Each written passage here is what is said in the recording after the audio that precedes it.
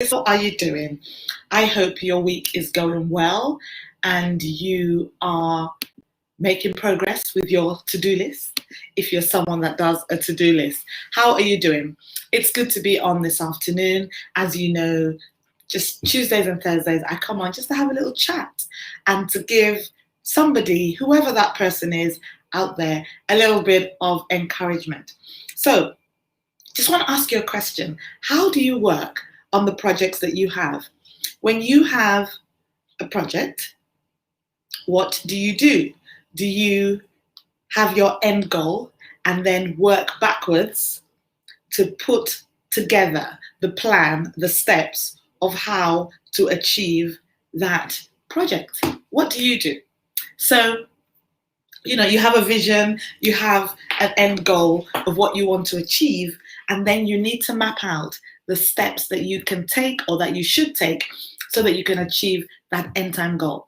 And the thing is, when you put down those steps, you have to put a time frame on those steps so that you make progress. If not, you know what life is like. Life can be so busy. You just sort of like get involved in stuff. Oh, hi, Shala. Good to have you on this afternoon. You get involved. Life can be busy and it just takes you, out of kilter sometimes. But when you've made those steps and that plan, make sure you put a time scale to it. So for instance, if you have 3 steps to achieve stage 1 of your goal, your project, your dream, your vision, whatever it is, then make sure you've said, okay, first step, I'm going to achieve that in 2 weeks' time or 3 weeks' time or 1 month's time, whatever it is, depending on the project. But make sure you put a time to it. If not, you'll find out that your projects never get finished and they just float and other things take over. So it's always good to make sure that you add some form of time frame to those steps that you choose to take to achieve your goal.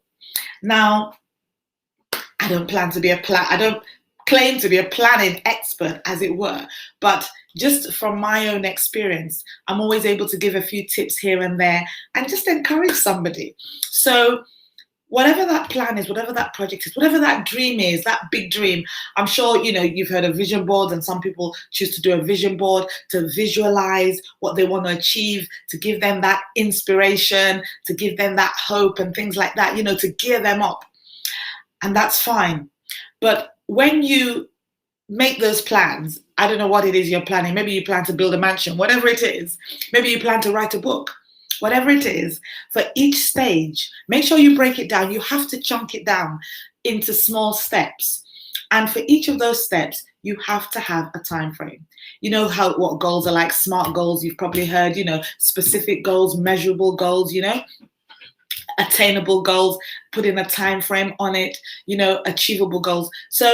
But that time frame is so important because that way you can measure your success and you can continue to take step forward until you get to the end of that project. I love working on projects. They get me excited.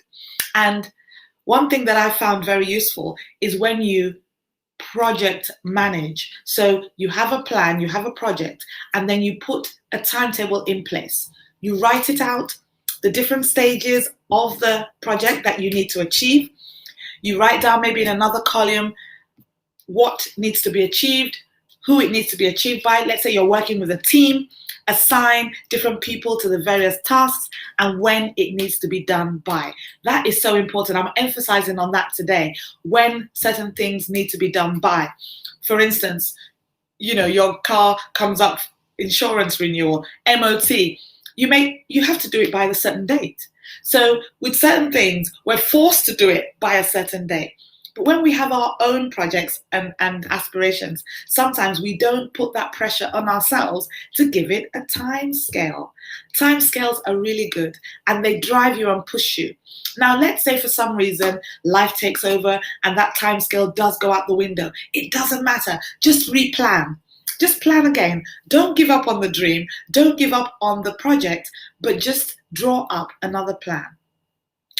you and I need to instill discipline. I know it can be hard, but we need to have that discipline so that we can achieve those things we want to achieve. So whether discipline for you means you have to wake up at 5 o'clock in the morning, whether discipline for you means you need to take a break at lunchtime, like I always talk about, take a break away from the computer, away from the screen, have a breath of fresh air, give yourself some thinking time, whatever, that means for you, make sure that you do that. So when you have that project, put all the planning in. We fail at times, but remember, failure is not a person, it is an occurrence. So don't look at yourself as a failure because you haven't achieved the project. No, go back to the drawing board, rejig whatever needs to be rejigged, put the plan in place, give it the timing that it needs, put the time in there. Make yourself accountable to somebody and get that thing done. Sometimes we need a project manager outside of ourselves. Some of us might not be good at managing our own projects, and you need a project manager outside of yourself. I know a lovely lady who works as a project manager. She's amazing, really, really good. And I have the privilege of working with her on some of my projects. So sometimes you need a project manager outside of yourself to drive that project, to make sure that, yes, when you give it that deadline, I'm going to finish this by October, you have all the steps in place and you have somebody saying, so this task, let's check in a week's time. Let's check in another week's time. Let's check in, and you're making progress. And what I found, personal experience, is sometimes what can take you, 2 years to achieve, you can do it in 6 months because you're focused, because you've put a plan in place, because you've given it a time frame. You can work and really focus on it and get that thing done. Sometimes it's about our priorities. Is your project of high priority to you?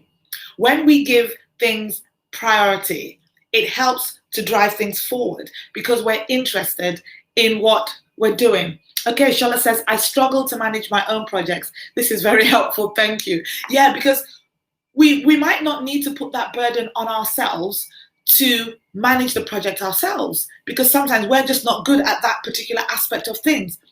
It's cool. Get somebody to manage the project for you.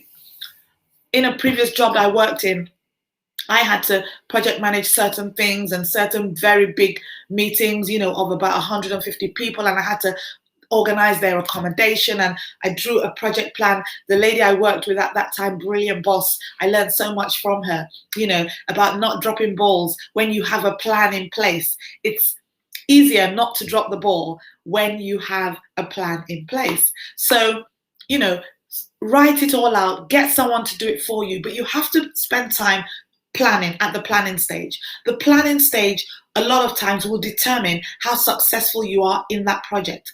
A lot of planning needs to go into it. The implementation sometimes is not as difficult as the planning, but you need to put the planning in place. And Shola, yeah, let's have a talk after. Let's see what sort of project it is. Maybe I could introduce you to this project manager lady. She's really, really good. And like I said, I have the privilege of her working on some of my projects personally. So, the planning, a lot might have to go into the planning. And that's fine, because that the tighter and the more to the point that plan is, the more chance you have, the greater chance you have at succeeding at carrying out that plan, getting to the end.